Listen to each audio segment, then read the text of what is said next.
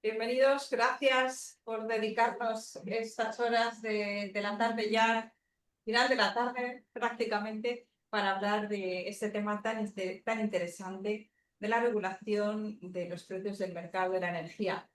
Es un tema extraordinario, es un tema apasionante y es un tema para mí completamente difícil, muy difícil. Que por mucho que haya intentado seguir la normativa y que desde el 19 pues la sigo de cerca, reconozco que poder tener aquí profesionales del prestigio, de la trayectoria que hoy comparten con nosotros la tarde, es un privilegio porque es como desgranar de una manera mucho más sencilla y amena cómo verdaderamente podemos hacer frente a esa necesidad de un control de precios y que además hoy sigue siendo un problema. Estamos en el 2025 y volvemos nuevamente a tener la necesidad, quizá incluso más que teníamos todavía en el 19, porque los últimos acontecimientos así nos lo han demostrado, de poder establecer esas medidas de control.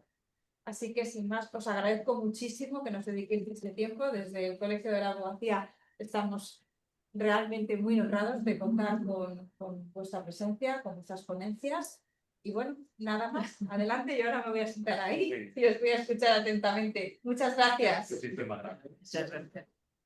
Bueno, pues entonces, con permiso de Paco, empezamos la sesión.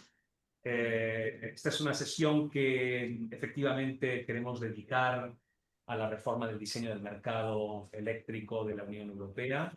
Es verdad que la nueva legislatura europea ha empezado con una agenda en la materia muy potente.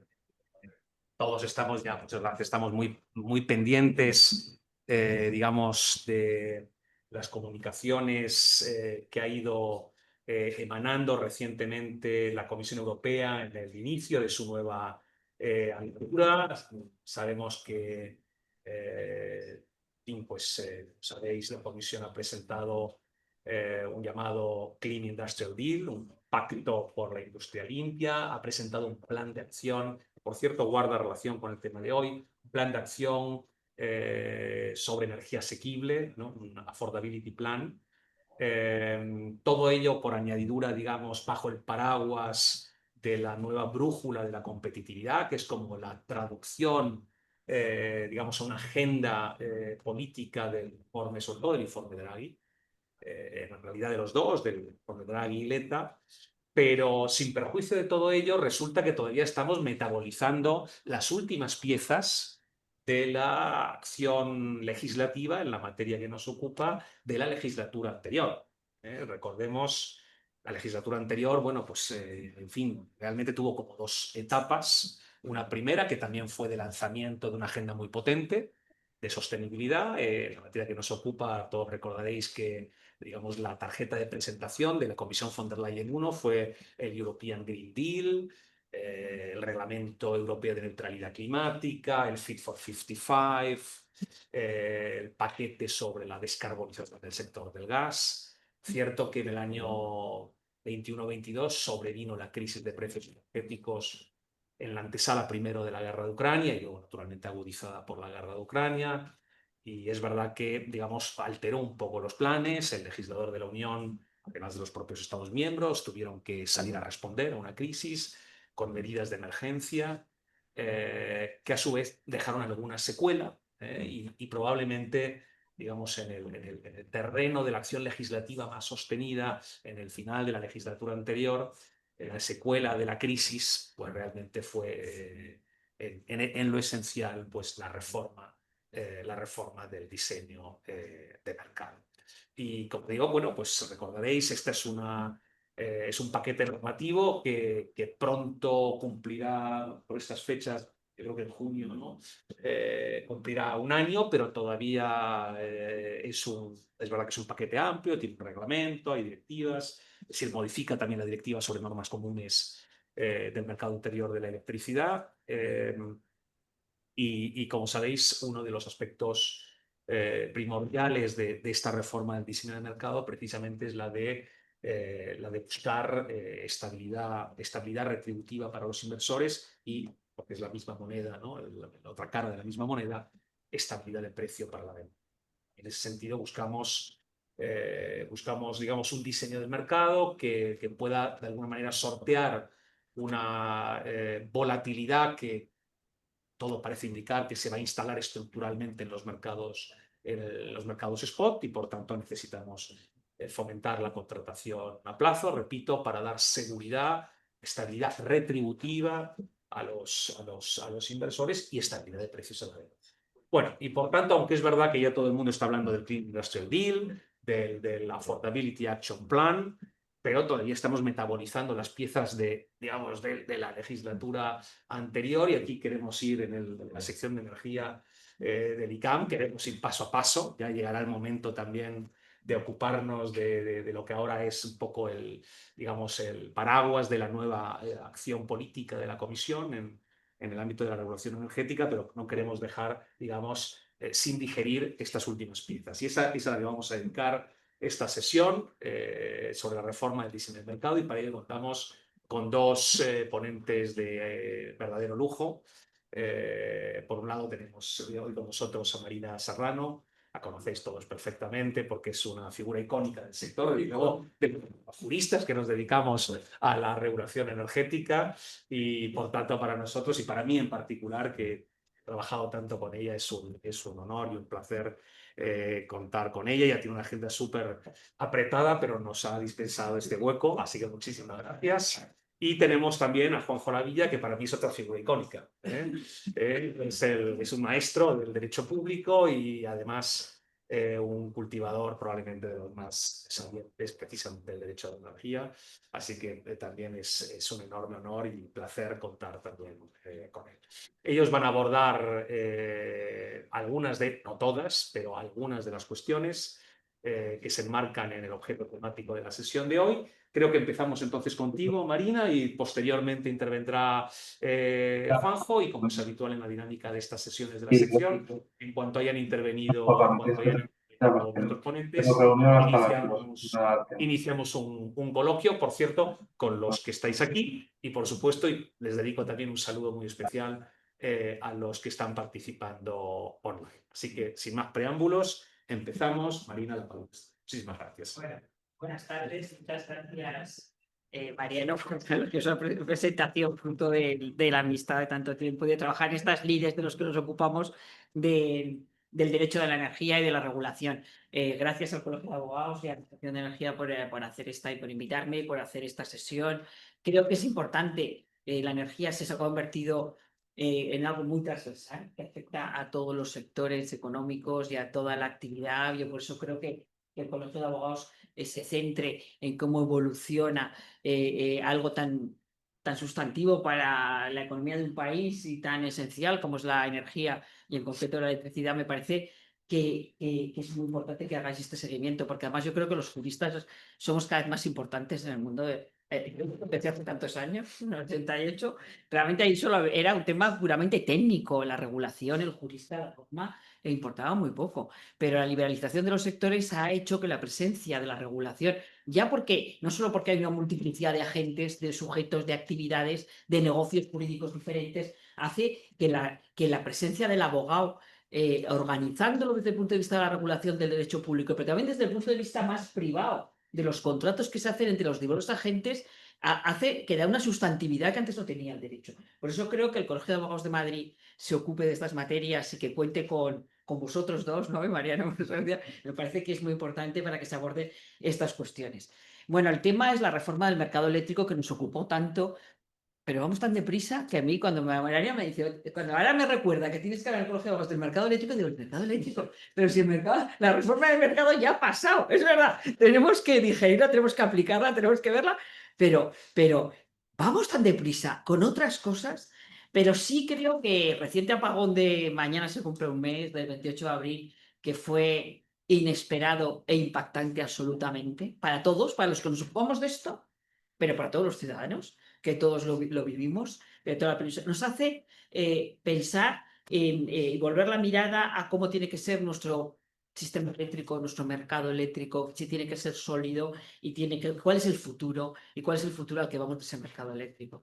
Y nos hace que pensemos también en la importancia que tiene el que las normas, la regulación, en lo que tanto se dice ahora, que no sabemos las causas, y no voy a hablar de Apagón, no sabemos las causas, pero sí que las lecciones aprendidas va a haber que cambiar la regulación, porque en ese mundo al que vamos, de un mercado con más, dados los objetivos de descarbonización, más renovable, más resiliente, pero también competitivo, asequible, que permita también una industrialización, sea absolutamente coherente con la seguridad de suministro. Yo muchas veces en las clases y cuando he hablado en los másteres que participo, siempre que hablaba de la regulación, de cómo se avanzaba en la regulación, siempre decía a los alumnos, hay un elemento clave que preside toda la regulación, que es siempre que penséis, ¿por qué se hace esta norma? ¿Por qué se establece esta obligación? ¿Por qué? Es la seguridad de suministro. Siempre se piensa en la seguridad de suministro, que la hemos tenido muy olvidada. Hasta nos hemos ocupado de muchas otras cosas, pero estaba siempre en el origen de la regulación. No sé si en el origen o en la causa de la regulación. Pero por otro lado, tenemos objetivos de descarbonización, estamos transformando el modelo, pero la línea es la seguridad del suministro. O sea, tiene que haber esa seguridad del suministro, ese mantenimiento del suministro, y por eso tienen que ponerse todas las medidas desde la regulación en relación con este tema. Reforma del mercado. ¿Cómo se plantea la reforma del mercado eléctrico en la Unión Europea? Pues han pasado 25 años desde que se apostó, porque el modelo de mercado español, lo hemos dicho muchas veces con la crisis de precios, es el modelo europeo, es el que establece el modelo europeo. Se apostó por ese modelo, por sistema marginalista, que muchas veces ha sido puesto en tela de juicio, que cuando surge la crisis de precios energéticos, enseguida se deriva, este modelo es el adecuado, no es el adecuado, debe mantenerse o no debe mantenerse. Y yo quiero señalar de inicio que lo que hace la reforma es mantener, reafirmar, pese a los debates, ese modelo marginalista, pero además quiero señalar que ese modelo puede tener inconvenientes, que puede tener que adaptarse también de futuro, no digo que no, pero sí ha demostrado ser eficaz, ha dado unas señales de precio eficientes, ha incentivado la inversión y ha incentivado la inversión con una diversificación de fuentes de energía sin precedentes. Y ha hecho que en 2024 cerca del 47% de la electricidad generada en Europa sea con fuentes renovables, y en España más del 60%. Ese mercado marginalista ha permitido la liberalización del modelo que tenemos con nuevos modelos de negocio, nuevos agentes generadores y nuevos agentes comercializadores y nuevas figuras, y ha permitido esas señales de precio eficientes. Ha demostrado además la capacidad de resistencia en crisis, desde el COVID a la crisis de precios, con inconvenientes que se han atajado de alguna otra manera y que trata de salvar la reforma de mercado. Pero en todos esos crisis que se han sufrido, ha demostrado que ha dado la señal de precio adecuada y la solidez de ese mercado. Pues bien, en ese momento, y sobre todo con la crisis de precios de energía que se deriva en aquel verano del 21 y luego se acentúa con la guerra de Ucrania, la invasión de Ucrania en febrero del 22, se replantea tanto la Unión Europea como los gobiernos, cómo vamos a esos precios tan elevados. Tenemos que adoptar alguna medida, se hace un replanteamiento, qué medidas se pueden adoptar. Algunos países adoptan medidas por su cuenta, otros en el consenso de la Unión Europea, el Repower, sobre todo significa también medidas para controlar, porque se es consciente de esos enormes precios que no puede soportar el consumidor, ni el doméstico, ni el industrial, que no se puede soportar. Se adoptan una serie de medidas a nivel europeo. Y se plantea también, es necesario reformar el mercado, ¿no? Es necesario mantener esos principios que tiene el mercado. Surge ese debate, y ese debate se tramita en las instancias europeas en un tiempo muy rápido, muy récord, y gracias a la presidencia española, además, en el último semestre, se consigue cerrar ese debate sobre la reforma del mercado eléctrico. Y yo quiero señalar 3 elementos que ya ha señalado otra vez Mariano, a nuestro juicio, lo que consideramos que es realmente los objetivos. Por uno, la protección del consumidor, porque esas crisis de precios lo que demuestra es que no se puede someter en esos altibajos, esos vaivenes, esa volatilidad que tiene al consumidor, esa protección del consumidor y especialmente el consumidor vulnerable. La seguridad de suministro también, porque si algo pone de manifiesto estos episodios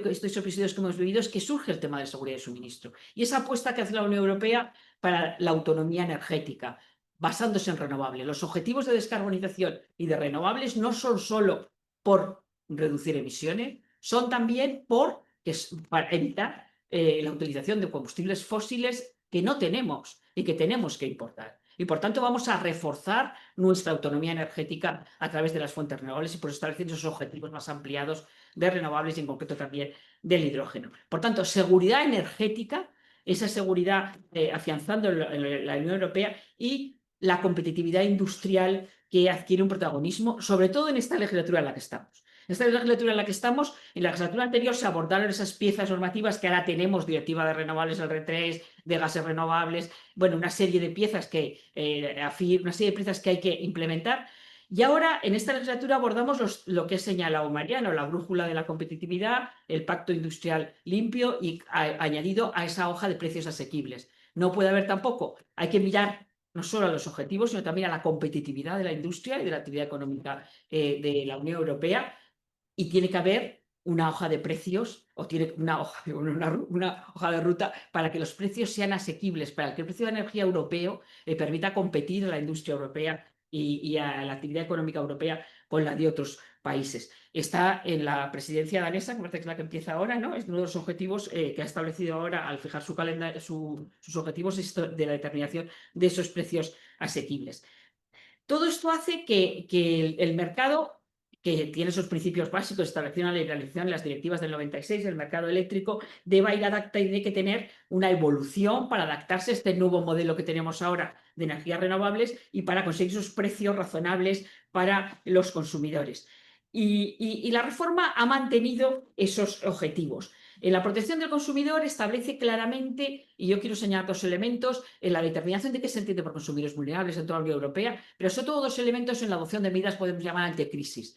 Primero, determina en qué supuestos todos los países de la Unión Europea van a tener los mismos criterios. Un gobierno puede determinar que estamos ante una situación de crisis, por lo tanto, los supuestos de hecho que desencadenan la posible adopción de medidas especiales vienen delimitados en la norma, vienen delimitados en la directiva. No es como el periodo que vivimos hasta que se aprobó, en que unos estados adoptaban unas medidas, otros adoptaban otras, o había unas indicaciones a nivel europeo. Por tanto, se delimitan los supuestos de hecho, desde el punto de vista de los juristas, siempre es mejor que estén delimitados los supuestos de hecho que desencadenan una actuación, y luego se determinan qué medidas son las que pueden adoptar los países, cada uno de los países de la Unión Europea para abordar esos supuestos de crisis. Establece hasta compensaciones a las comercializadoras cuando haya esa fijación de precios. Ese es uno de los elementos clave, además de la presencia también, que hay otros elementos de la protección del consumidor, la presencia de esa protección del consumidor y de ese papel que tiene el consumidor, papel activo en este nuevo modelo a través de la gestión de la renta.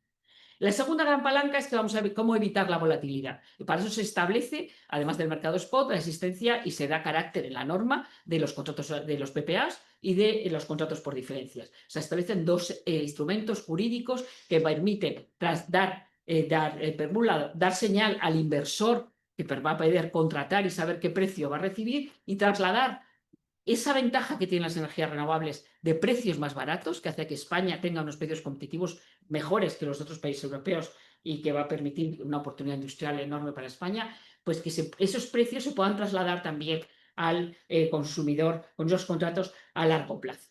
España es líder en la contratación de PPAs, es líder europeo, tenemos los juristas españoles, tenemos experiencia, todos los despachos, los despachos sabéis que sabemos las cláusulas y cómo se deben articular. El tema es que el mercado determina las características de precio necesarias para poder hacer más PPAs. Pero se regula, por tanto, esos instrumentos PPAs, aparte del mercado a plazo, los PPAs y los contratos por diferencias. Se les da esa carta de naturaleza que deben ser carácter voluntario y que además no debe comprometerse, además deberían tener cada uno su ámbito de actuación, no pisando el campo de unos y otros. Y deberían tener los obstáculos. En Europa se está trabajando en una plataforma de PPAs, en unos criterios generales de PPAs. Eso al sector en unos casos les gusta más, en otros les gusta menos, pero realmente se configura como uno de los elementos de actuación de futuro en el mercado. Y luego esa protección al consumidor, contratos a largo plazo, que complementen el mercado spot, que por tanto se ratifica el mercado marginalista, y el impulso decidido a las energías renovables, el impulso decidido a que se establezca esos objetivos de descarbonización a través de esas energías renovables. Y eso solo puede conseguirse con una electrificación masiva. No puede haber un gran incremento de la oferta si no se incrementa la demanda, porque hay que tener equilibrio. entre oferta y demanda. Y por tanto, eso exige que haya que desarrollarse una serie de elementos que ya prevé de alguna manera también la reforma del mercado eléctrico y que se traslada. Uno de ellos es el almacenamiento, la importancia que tiene el almacenamiento en un sistema configurado por energías renovables y muy especialmente en el bombeo hidráulico, que nos permite disponer de esa energía de forma continua. También la implementación de los mercados de capacidad, que creo que vas a hablar, es que se configuran como un elemento. No es algo excepcional que algún país ha conseguido, que nosotros no hemos conseguido, España, que seguimos sin conseguir, pero que esperamos conseguir, sino que es un elemento que permite, se configura como un elemento estructural del mercado, que por tanto forma parte de esa configuración del mercado y es necesario para permitir que haya tecnologías firmes capaces de respaldar al sistema cuando la generación renovable no sea suficiente. Es necesario en el sistema que vamos, si no se cumplen los objetivos de almacenamiento, es difícilmente conseguir también el equilibrio. Y estos mercados de capacidad permiten dar la señal al almacenamiento y permiten dar la señal a los backup, aquellas tecnologías de respaldo que tienen que entrar cuando las energías renovables no están. Y luego también otro de los elementos necesarios es una gestión inteligente de la demanda, el papel que tiene la demanda, la figura de los agregadores, la figura del consumidor y de que puede contribuir a consumir más o menos, ayudando a la flexibilidad, a la firmeza también de la energía. Y ahí tiene un papel importante también, y lo señala la reforma del mercado, y no puedo dejar de decirlo, que son las redes eléctricas. Las redes, tanto transporte como distribución, son las que permiten integrar esas energías renovables, pero permiten también que en esas nuevas figuras como el almacenamiento o la gestión de la demanda o los nuevos usos eléctricos, como es el vehículo eléctrico, la electrificación de los puertos, que sabéis que también hay una directiva que obliga a que los puertos, cuando están atracados, los buques y todas las embarcaciones tienen que estar conectadas a la red, no pueden estar quemando combustibles fósiles. Eso obliga a reforzar las redes también. Es la red la que permite toda esa integración y ese papel del consumidor que consume, que almacena, que vierte a la red cuando es necesario. Por eso permite además eso que señalaba desde equilibrio entre oferta y demanda, y que la demanda crezca, absolutamente necesario que la demanda eléctrica crezca para el equilibrio del sistema. Las redes de distribución en 2024 han tenido una enorme petición de acceso de demanda, de 67 gigas, que es más que toda la potencia, es el doble de la potencia que tenemos contratada actualmente. Por lo tanto, existe un interés. Todas a lo mejor pueden estar, puede haber una parte que no lleguen, pero pueden estar todas. Eso demuestra un interés, aunque sea la mitad. Demuestra un interés enorme por conectarse. ¿Quién se quiere conectar? Se quiere conectar, y aquí hay un esfuerzo, una oportunidad, sobre todo la industria que quiere descarbonizarse, nueva industria que viene a España porque tenemos energía renovable con precios más baratos que otros países europeos y que tenemos territorio y tenemos una tecnología y un know-how de saber trabajar con las renovables. Industria que quiere descarbonizarse, nueva. Industria que ya está, pero que para reducir su huella de carbono, para reducir sus emisiones, tiene que electrificarse más y por tanto tiene que contratar más energía de la que tiene contratada ahora. Y esto es una realidad que está ya situada en nuestro país. Los centros de datos, que también, esto lo veis por los medios de comunicación, están solicitándolo, y luego los nuevos usos eléctricos. Para eso se necesita que las redes estén preparadas para ello. Hace falta una regulación ágil, y volvemos a la regulación, que garantice certidumbre en el acceso y conexión. Y aquí vamos a tener un papel también los juristas, porque lo que se está planteando, y lo está planteando también Europa, y no solo está planteando, es que todas estas peticiones de acceso, sabéis cuánto trabajo dan a los despachos los hitos, la pérdida del aval, la caducidad del acceso. O sea, ¿se tiene que plantear el mismo criterio del primero que llega al primero que tiene la capacidad? ¿O habrá que atender, y es un poco lo que se plantea en los concursos de demanda, pero a lo mejor se plantea de forma general, si el proyecto es maduro, si el proyecto industrial va a crear puestos de trabajo, crea riqueza en el territorio? ¿O hay que poner hitos, no hay que poner hitos, nuevos desarrollos urbanísticos que se quedan estancados y luego no se construye, pero están quitando capacidad?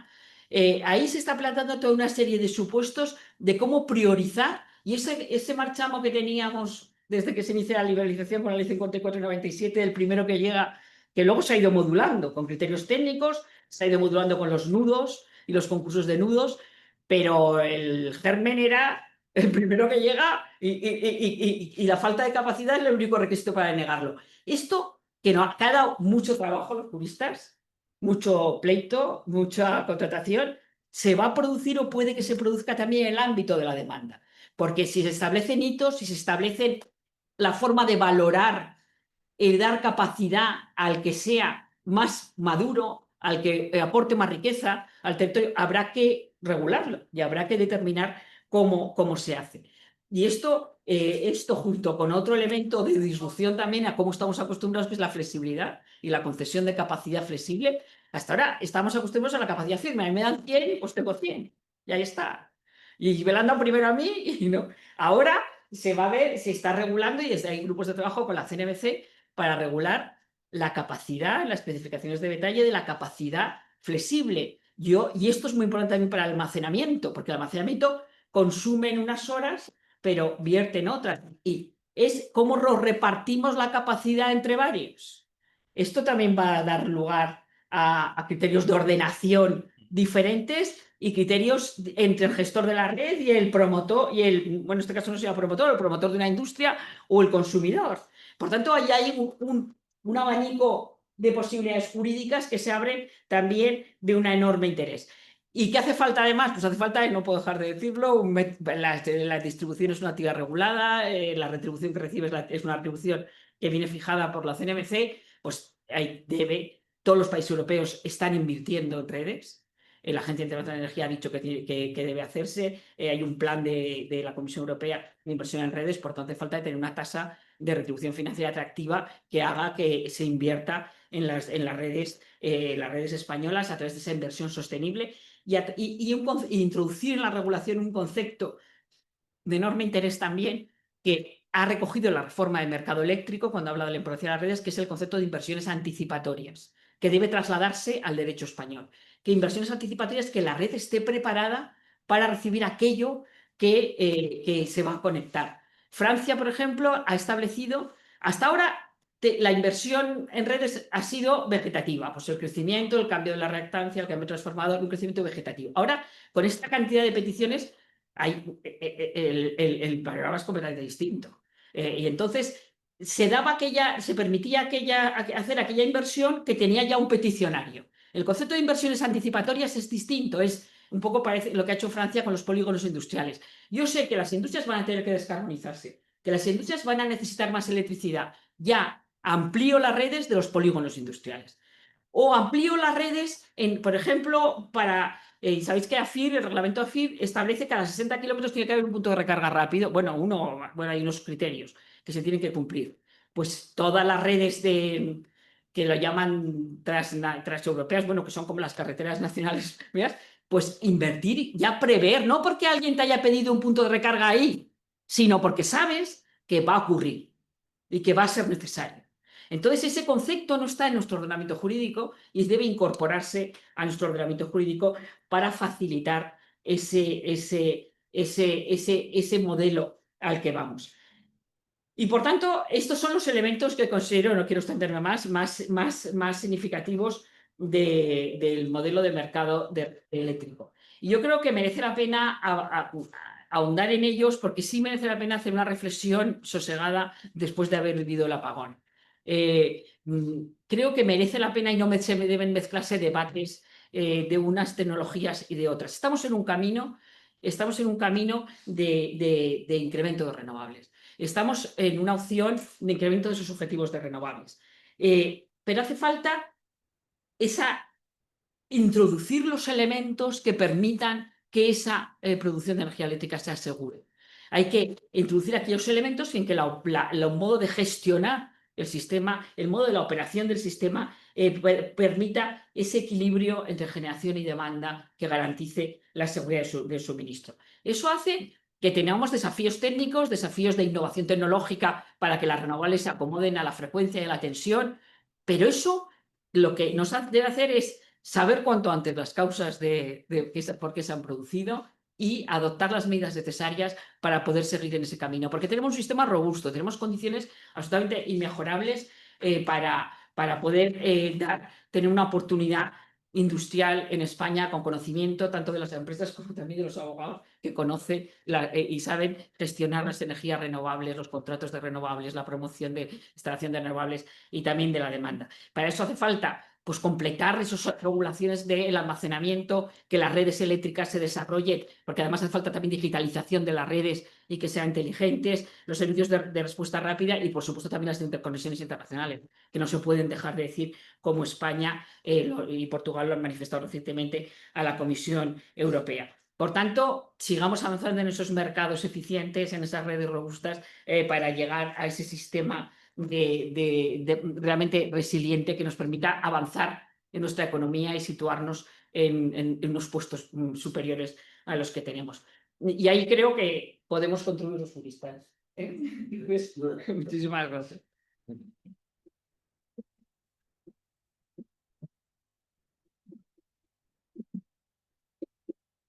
Muchísimas gracias, Marina, por habernos dado, digamos, habernos brindado esta panorámica. Yo creo que ahora vamos a focalizarnos en un aspecto crucial, como ya lo mencionó también Marina, de la reforma del diseño del mercado, una asignatura pendiente en nuestra regulación desde hace muchos años, que son los mecanismos de capacidad, es decir, esas modalidades retributivas específicas que requieren, digamos, determinados elementos que dan estabilidad al sistema, tecnologías de respaldo, almacenamiento, mecanismos de flexibilidad de la demanda que no se pueden retribuir adecuadamente por medio, digamos, del mercado mayorista, ¿no? Esa es, como todos sabéis, una asignatura pendiente desde hace muchos años. En realidad el tema no es novedoso, lo que sí es novedosa es la respuesta, ¿no? Que ahora esperamos que se pueda dar, ¿no? por el impulso que da esta reforma y que, digamos, flexibiliza en cierto modo la regulación que ya provenía del reglamento del año 19, que era una regulación muy, digamos, en fin, poco flexible, que de hecho no permitió lograr los mecanismos de capacidad a lo largo de todos estos años. Así que, Juanjo, cuéntanos qué novedades hay y qué podemos esperar de la reforma, de la regulación de los mecanismos de capacidad en el horizonte inmediato. La verdad es que muchas gracias. Pues buenas tardes a todos. Yo quisiera comenzar expresando mi gratitud al ICAM por su invitación a participar en esta mesa redonda. En particular a las amables palabras de presentación de nuestra diputada y a las igualmente amables palabras de presentación de Mariano, amigos de hace muchos años con quien he compartido batallas universitarias y ahora desde hace muchos años también en el mundo de la energía. Y me toca a mí efectivamente hablar de un aspecto muy concreto de esta reforma, que es el relativo a los denominados mecanismos de capacidad. Entonces, voy a formular primero una serie de consideraciones generales para que quede claro de qué estamos hablando y por qué tienen que existir, porque en España todavía no hemos llegado a culminar el proceso. Y luego voy a aludir a las novedades que introdujo en su día el reglamento 2019-943, a la modificación introducida a su vez por la reforma de 2024, por el reglamento 2024-1747, y luego daré cuenta de la situación actual en España y de cuáles son los problemas jurídicos que suscita la introducción de mecanismos de capacidad.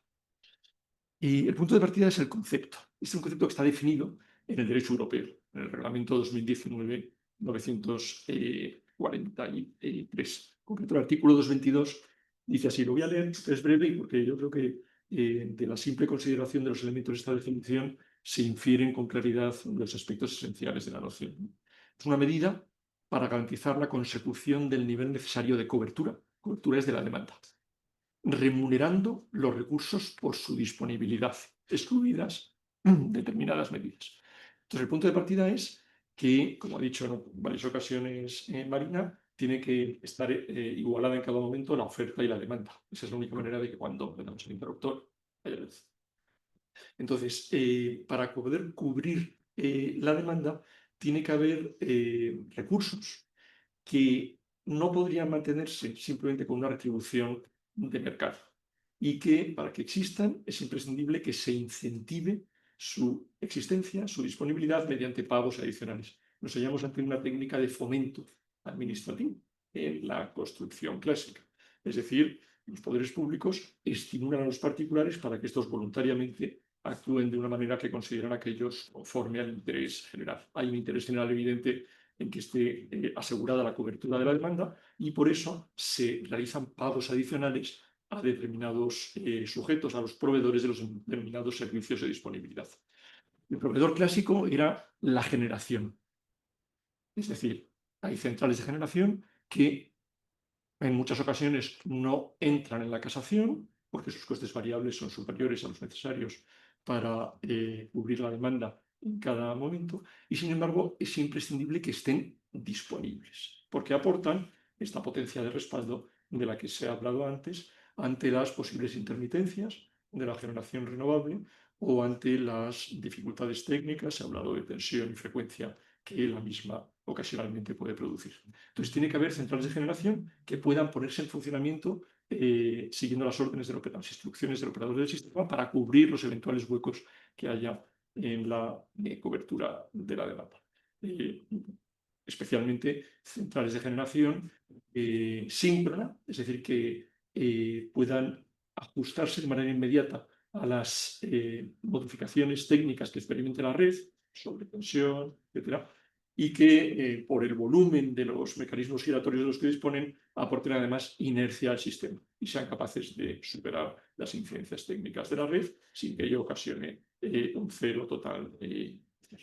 Además de las instalaciones de generación de respaldo, que por sí solas posiblemente no serían rentables y que sin embargo han de existir y por eso es necesario incentivarlas mediante estos mecanismos de capacidad. Está el almacenamiento, aunque se ha aludido anteriormente por Marina. El almacenamiento, por definición, es un instrumento que permite cubrir la demanda donde es insuficiente la generación. Los bombeos hidráulicos, las baterías, que se desarrollarán en mayor medida en el futuro, en cualquier momento pueden proveer energía para cubrir las necesidades de la demanda. Y luego, además, la propia demanda, la gestión flexible de la demanda de la que hablaba Mariana. Esto es lo que nosotros hemos llamado siempre el servicio de interrumpibilidad. Es decir, los consumidores que están dispuestos a que se les desconecte en determinados momentos, cuando hay un exceso de demanda que la oferta no puede absorber. Este es el servicio de interrumpibilidad de la demanda. Cambio de precio, claro, a cambio de un precio. De modo que generación, almacenamiento, gestión de la demanda, incluso participación transfronteriza, la posibilidad de que los proveedores de los servicios de disponibilidad no estén integrados en el mercado ibérico, sino que sean de otras naciones. Entonces, la idea es que por el simple hecho de que estén disponibles, se les retribuye mediante un determinado importe. Importe que, conforme al derecho europeo, no puede influir en su decisión de, en el caso de las centrales de generación, generar o no, porque si lo hiciera estaría interfiriendo en el funcionamiento de la oferta y la demanda. Esta es la idea básica de los mecanismos de capacidad. En España lo ha habido desde hace mucho tiempo. En particular, había un incentivo a la inversión a largo plazo, regulado por la orden de 1794-2007, y el servicio de disponibilidad a medio plazo, que se reguló por la orden ITC 3127-2011 y que se suprimió en el año 2018.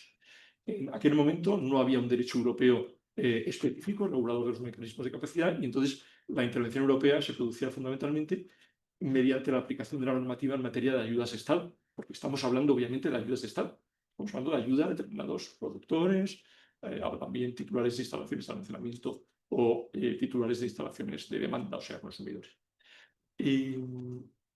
La reforma, el paquete de invierno, en particular el Reglamento 2019-943, contiene por vez primera una regulación acabada de los mecanismos de capacidad a nivel europeo, que en lo sustancial se mantiene, con ciertos retoques importantes introducidos en el año 2024. Entonces, este reglamento, 2019-943, regula los mecanismos de capacidad en los artículos 20 a 27.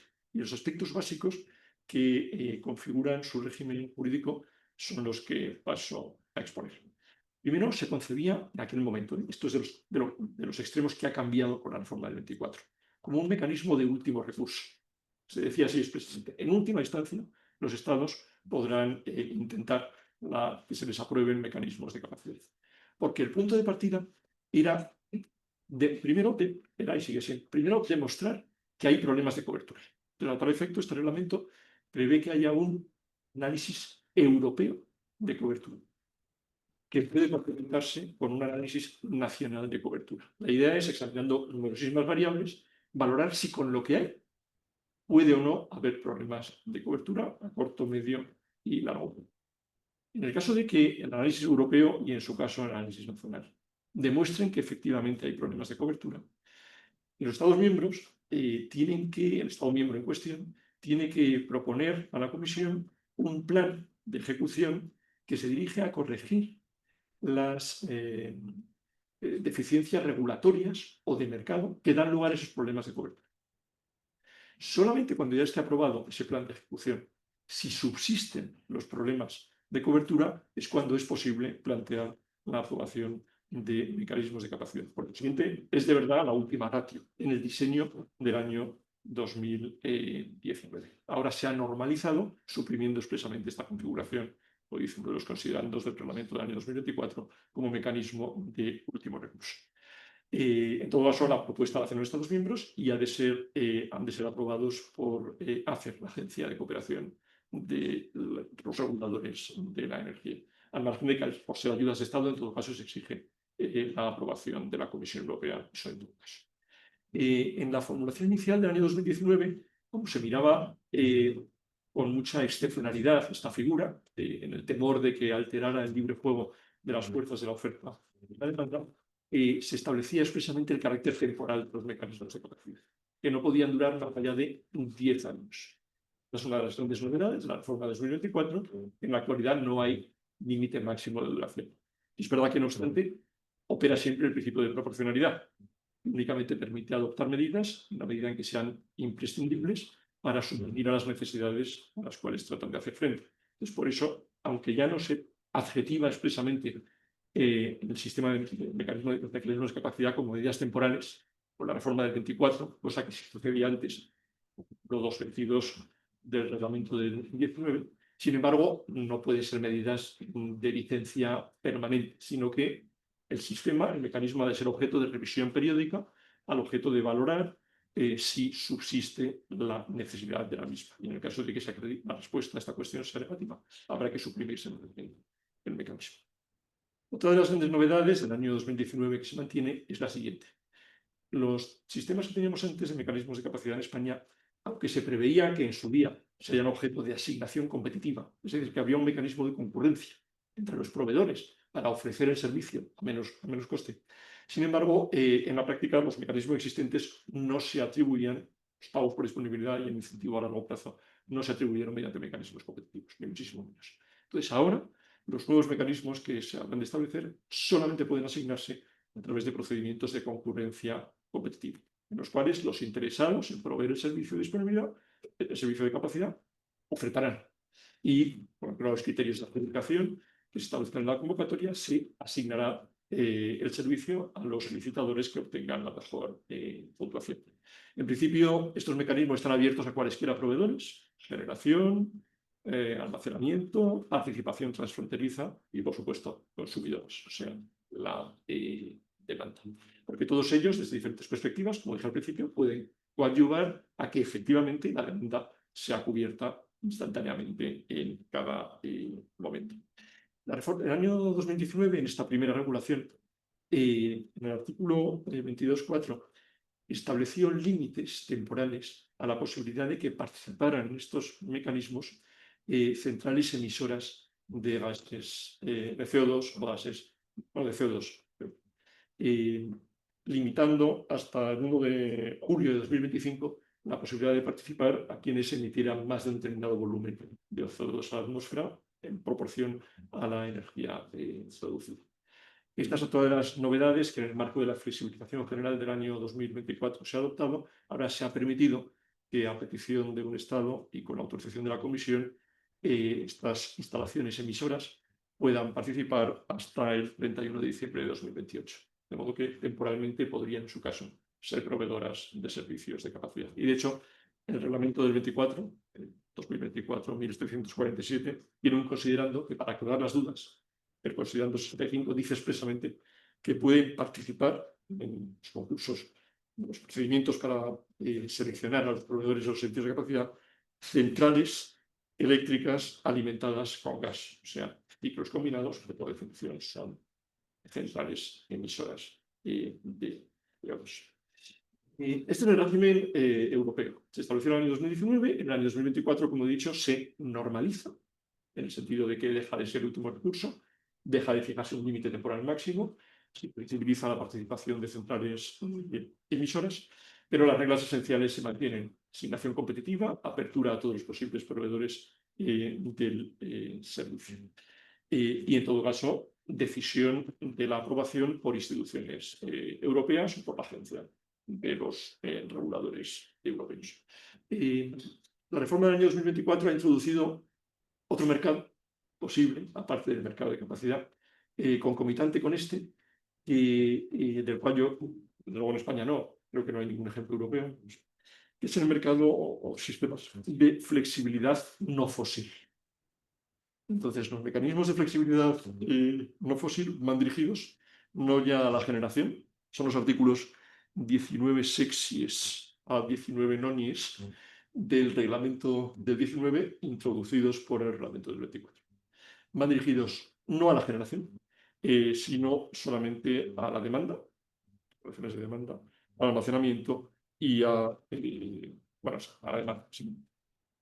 La idea es que se fijen objetivos nacionales indicativos de mecanismos de flexibilidad no fósil y a partir de ahí se convocarán procedimientos de concurrencia competitiva para asignar los pagos correspondientes. Una vez más, un sistema de pagos adicionales a los que se puedan obtener en el mercado. Solo serán aplicables a nuevas inversiones de centros industriales, consumidores o bombeos hidráulicos típicamente o grandes baterías, y se prevé expresamente que los proveedores de este nuevo servicio de flexibilidad no fósil a su vez puedan participar, puedan ser adjudicatarios del servicio de la matriz. Está por ver cómo yo creo se conectan ambos mercados. En fin, en el ámbito europeo hay que tener en cuenta que el reglamento del 24 dio un mandato a la Comisión Europea para que propusiera mecanismos que racionalizaran y flexibilizaran el procedimiento para la aprobación de los mecanismos de cobertura. Porque, como ha apuntado Mariano, efectivamente hay que aprobar, como he dicho antes, un análisis europeo de cobertura, las nacionales y luego el simple procedimiento para aprobar los mecanismos de cobertura. La Comisión Europea ha elaborado un informe publicado el 3 de marzo de 2025 que seguramente dará lugar a modificaciones, no sé si a nivel del reglamento, pero sí a nivel de la metodología aprobada para elaborar los análisis de cobertura, haciéndolos relativamente flexibles. ¿Y qué ocurre con España en todo esto? Teníamos, como he comentado antes, mecanismos que llamamos de disponibilidad, que desaparecieron en el año 2018. Ha habido diversos intentos en este marco europeo de crear nuestro propio mercado de capacidad.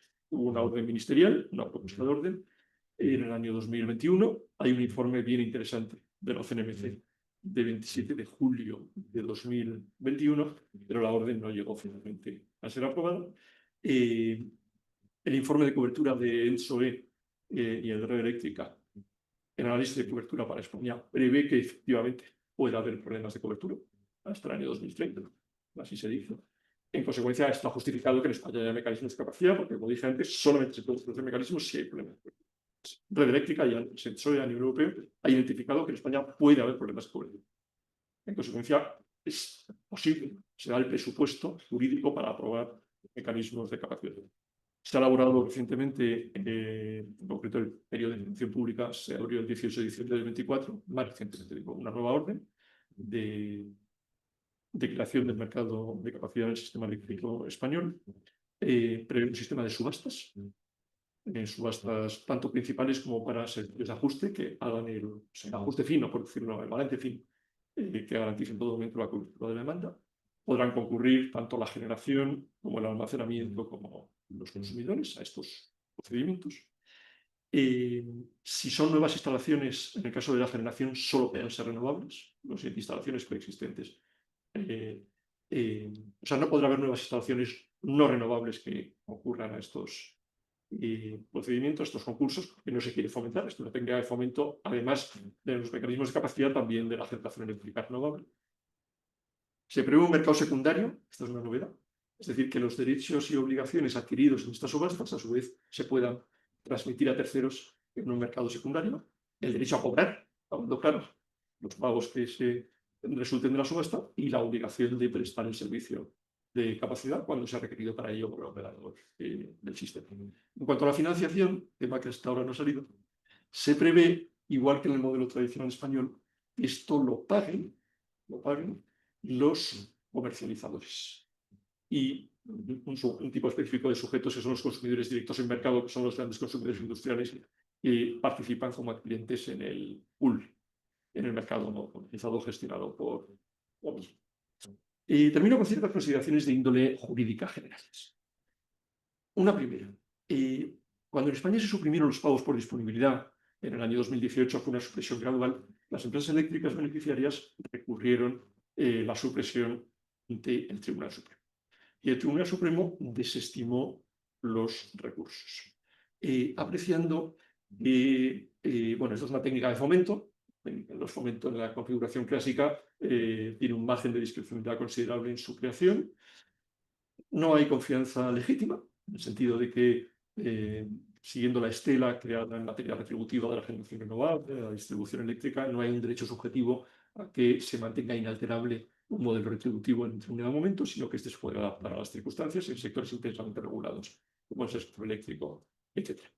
Yo creo que habrá que plantearse si en el caso de que se convoquen subastas en donde se reconozca el derecho a percibir determinados pagos durante un determinado periodo de tiempo a cambio de proveer servicios de capacidad en las condiciones de la subasta, si esta jurisprudencia tiene sentido, que yo así inicialmente diría que no, porque esto es distinto.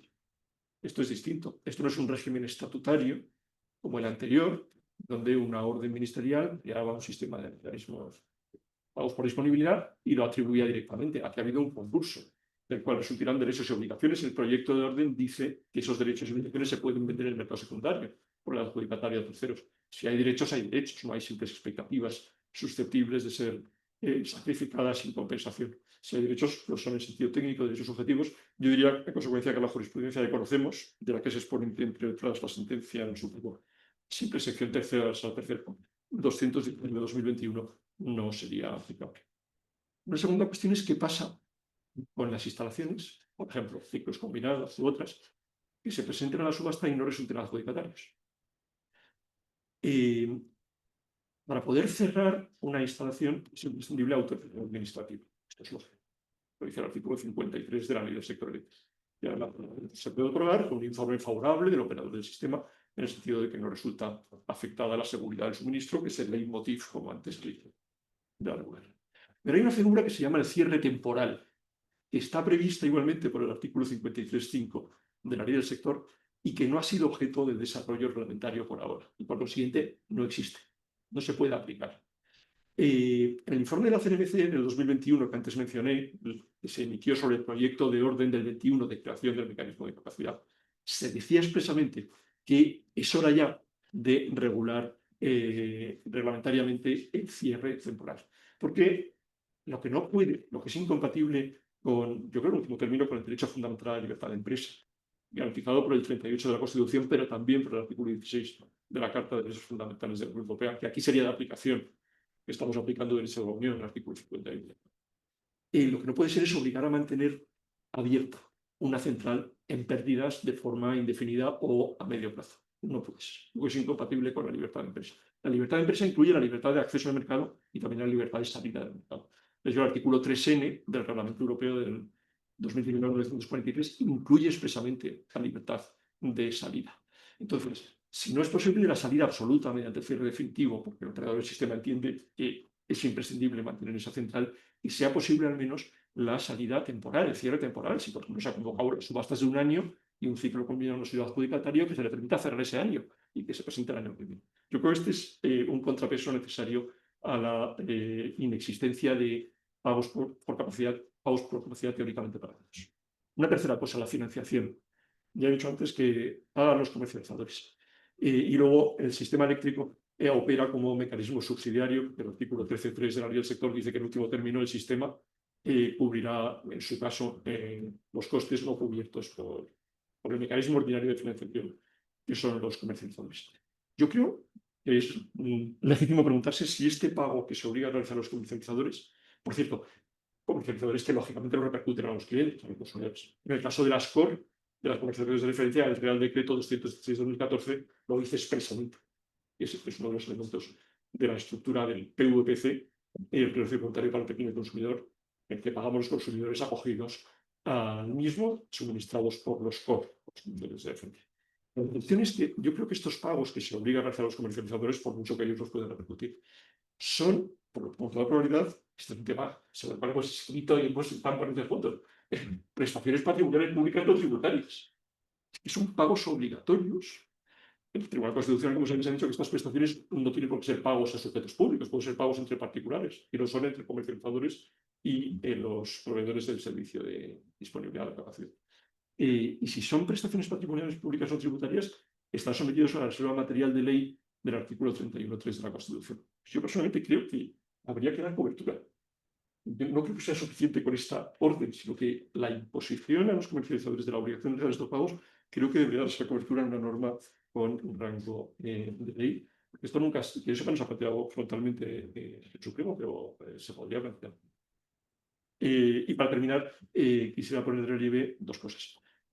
Una específica sobre esto, y es que es absolutamente urgente aprobar los mecanismos de capacidad. Es como digo, España está en un proceso que se abrió el 18 de diciembre del 24, pero que no ha culminado.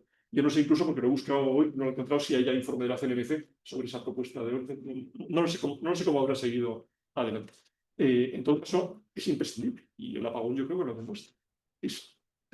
Hay problemas de cobertura en España, en consecuencia es legítimo que existan mecanismos de capacidad. El gobierno español lo está intentando aprobar, yo creo que hay que darle un impulso a esto para que finalmente existan y cubran este hueco. Y la segunda consideración final, que en realidad es mucho más general, es confirmar lo que ha dicho Marina sobre el papel crecientemente relevante desde hace muchos años de los juristas, de los abogados también, pero de los juristas en materia de derecho eléctrico. Estará un sector de ingenieros. Yo cuando entré, lo que más me sorprendió es la barrera terminológica, sobre todo de entrada. Es que no había quien entendiera las normas, estaban redactadas por ingenieros. Yo creo que las normas son mucho más accesibles y en esa labor tan importante, yo creo que es justo reconocer el papel que ha tenido la sección tercera de la Sala Tercera del Tribunal Supremo. No sé si es una opinión compartida, pero yo lo digo porque lo creo de verdad. Es una sección que, cuando es la sección que conoce de materia eléctrica, no le tiembla el pulso. No le tiembla el pulso a estimar recursos contenciosos administrativos en este sector, cuando lo declara, por supuesto, y cuando adopta decisiones de enorme importancia económica y política incluso. De modo que sí, yo creo que el derecho a la energía, bueno, y esas son las razones por las cuales yo creo que hay tanta litigiosidad jurídico-pública en este sector, donde se recurre prácticamente todo. Porque efectivamente es que hay esperanzas de que si la demanda está bien fundada, el Tribunal Supremo dé la razón a las eléctricas, como ha hecho en muchas ocasiones. Bueno, claro, y se puede terminar con esto. Nada más entonces.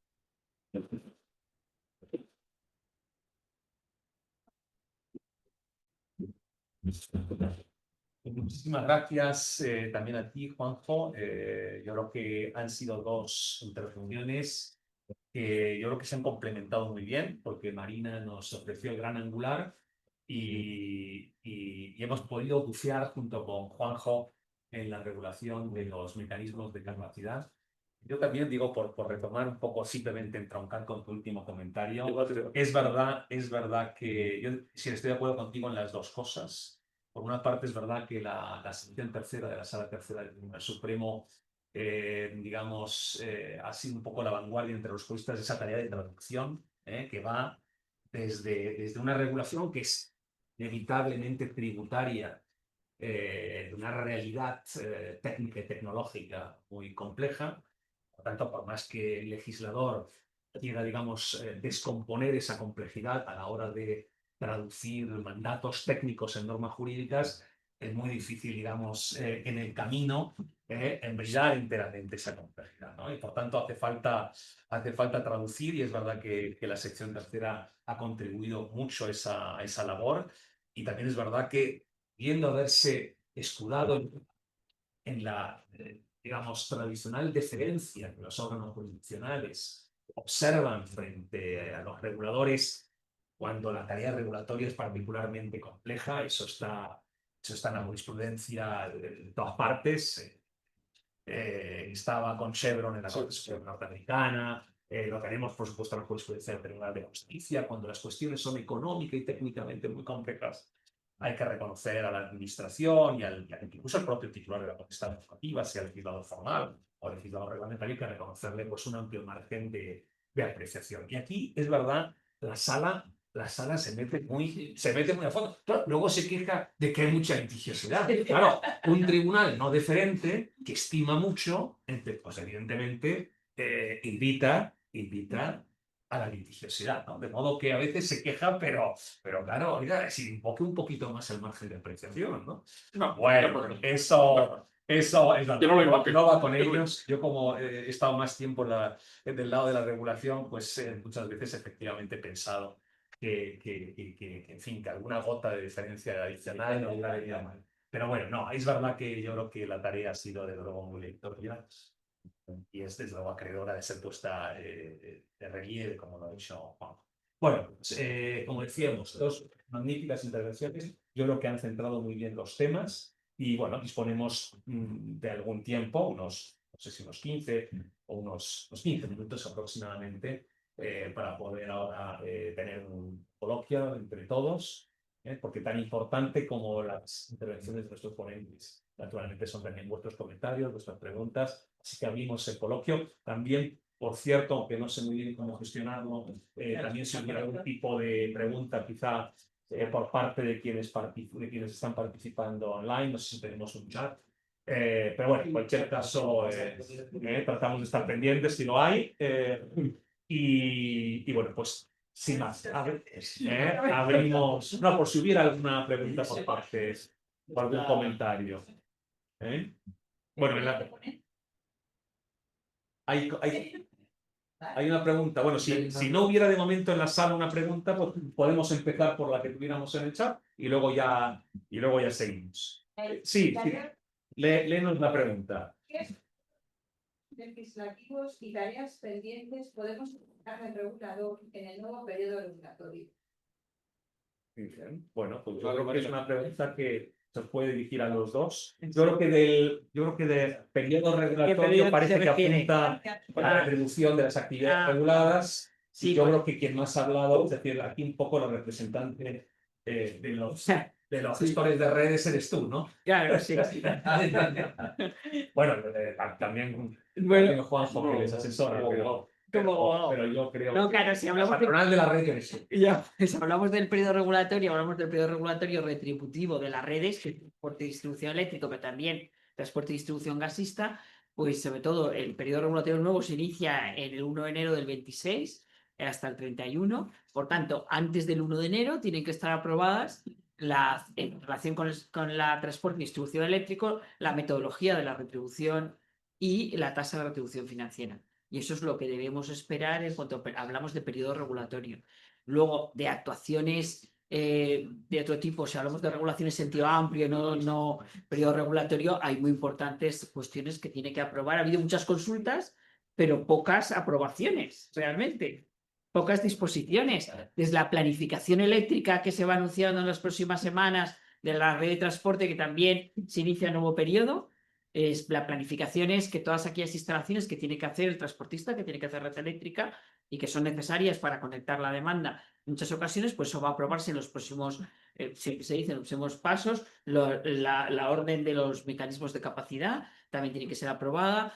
Hay dos proyectos que se han sometido muy importantes, que se han sometido a trámite de audiencia, que es la modificación del decreto 1955-2000, que regula todo el suministro, todas las actividades, todas las autorizaciones y acogen las nuevas figuras, como es el agregador de demanda, la reforma del 413 del decreto de las renovables también se ha sometido a audiencia, también tiene que aprobarse, tienen que aprobarse los concursos de los nudos de demanda, tiene que aprobarse el límite de inversión para el transporte y la distribución, que también hubo una audiencia y el Ministerio ha dicho que lo va a incrementar, pero también tiene que aprobarse. O sea, hay muchas disposiciones. Las subastas de cogeneración, que también se sacaron en audiencia y se tienen. O sea, hay muchos elementos necesarios para completar muchas piezas que tienen que encajar para que el modelo vaya adelante. Y también existen otros elementos que saldrán de las causas del apagón. O sea, el apagón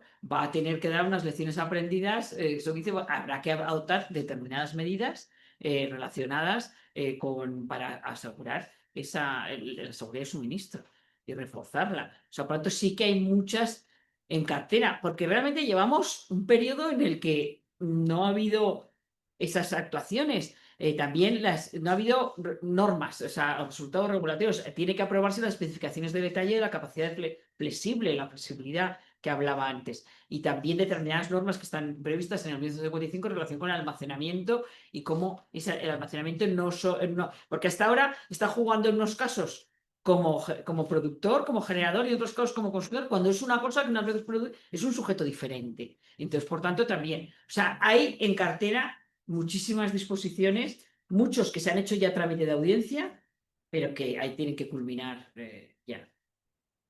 No sé si con eso he dado respuesta. No sé si Yo creo que sí, has pasado. Yo creo que has mencionado toda la cartera que tenemos ahí en ciernes, que es bien abundada. Y luego hay un tema que preocupa mucho, que es que los hitos que vencen ahora en verano Efectivamente.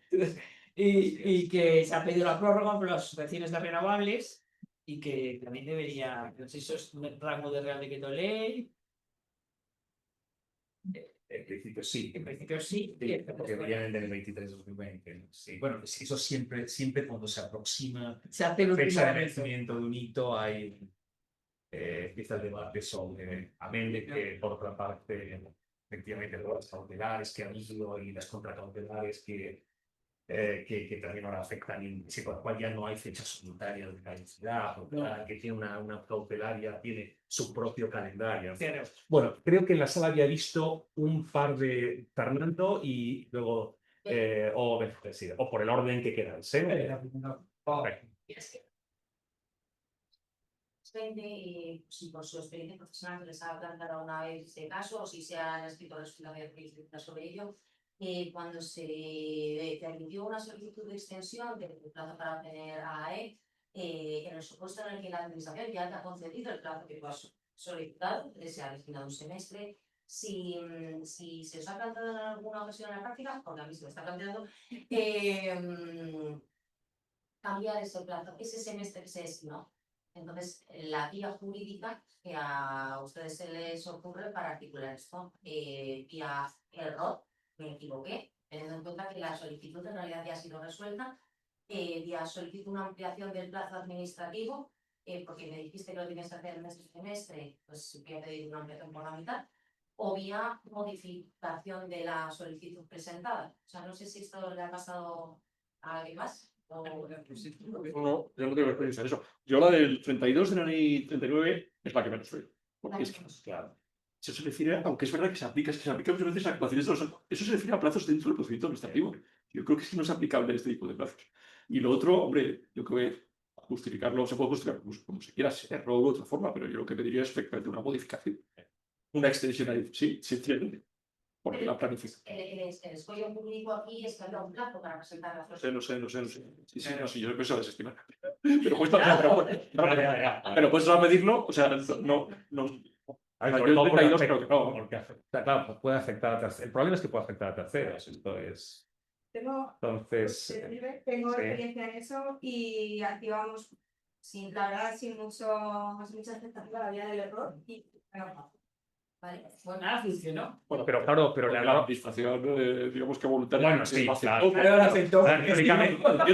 la rectificación de errores es de errores materiales que comete la administración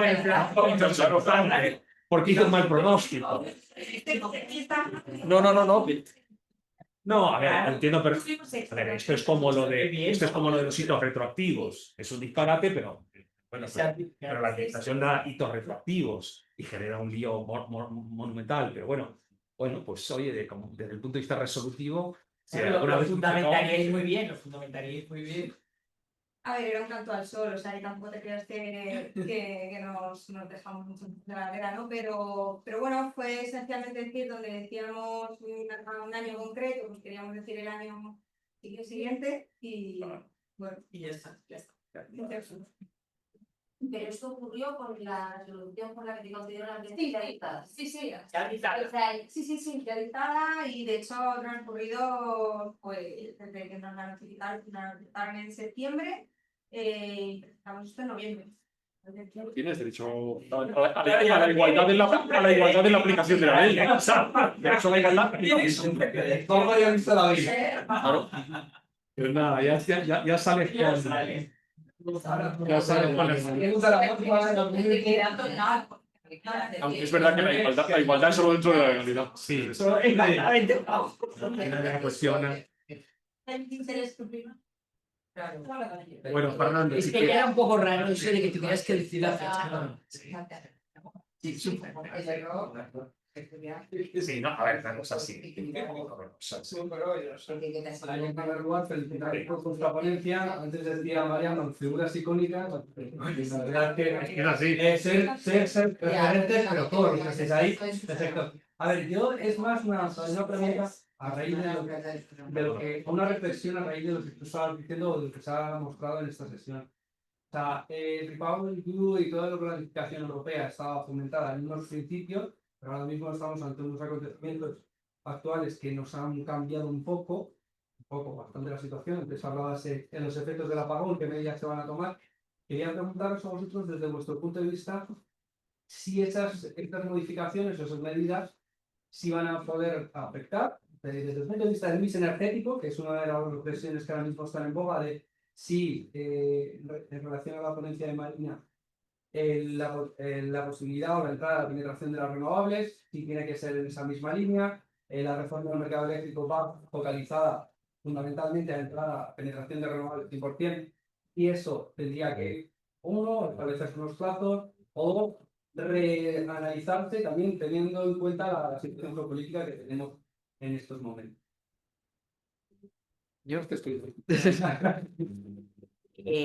La reforma del mercado va en ese camino, los objetivos van en ese camino. Tendremos un sistema descarbonizado que permitirá una actividad económica más reciente, lo que no sabemos cuál es la causa. Esa es la primera. O sea, por tanto, avanzar medidas y sobre todo avanzar sobre cuál ser el mix de las diversas tecnologías, debemos seguir en ese camino. Lo que sí debemos saber es que la gestión del sistema, la operación del sistema, debe tener en cuenta la entrada de renovables, tiene que adoptar las medidas necesarias para gestionarlo adecuadamente. Y yo creo que existirán medidas para gestionarlo. Esa es mi opinión personal. Como no sabemos exactamente cuál es la razón, pero lo que parece es que se sitúa en el ámbito de la operación. Por lo tanto, la operación es que no quiere decir que no deba haber más renovables. Yo eso no creo. O sea, hay que avanzar en el camino del camino que tenemos marcado. Lo que pasa es que debe gestionarse de esa manera que no se ponga en riesgo la seguridad de suministro. Totalmente de acuerdo contigo, Marina. Lo que pasa es que ahora mismo, si vemos el efecto posterior, ahora mismo en el mercado de restricciones están entrando en. Bueno, es que eso es otro problema del que también habrá que hablar, es el coste de las restricciones. Ahí hay varios temas jurídicos que también que no voy a tratar, pero que se van a estar ahí. Uno es quién soporta, y ya las asociaciones de comercializadores independientes lo están señalando, ese precio, ese coste que está teniendo las restricciones, cuando además tienen contratos a precio fijo a los clientes y ya están rompiendo algunos contratos o cómo lo repercuten. Yo enorme también que son las reclamaciones. Pero claro, la normativa que tenemos está pensada, la de la calidad de servicio que se fija está pensada, tantos minutos de interrupción se aplica. Esto es un apagón general, es un cero en toda la península ibérica. ¿Es aplicable? No es aplicable. La jurisprudencia del Supremo dice que hay que reclamar a la comercialización, esa sentencia, que hay que dirigirte a la comercializadora con la que tienes la relación jurídica, y esta la puede repercutir a la distribuidora. Y la comercializadora se lo va a repercutir a la distribuidora, y la distribuidora va a decir, esto no es responsabilidad. ¿Qué pasa con esas reclamaciones? La gente está reclamando a las compañías de seguros. Bueno, nos están contando además que están reclamando cosas, no, teníamos esto que funcionaba mal y hemos dicho que es por el apagón, van a la compañía de seguros. Bueno, esto ocurre. La compañía de seguros va a repetir. ¿A quién va a repetir? ¿Esto es fuerza mayor o no es fuerza mayor? ¿Entra al consorcio? No sé si es fuerza mayor. O sea, hay una serie de incógnitas ahí que se irán despejando. ¿O no? Se deberían despejar. Se deberían despejar. Se tendrán que despejar, no quedar medio, porque allí hay que dar un resultado. Hasta luego, muchas gracias. No, por favor, no, sí estamos. Bueno, muchas gracias por acompañarnos. Estamos a punto de concluir de todas maneras. Sí,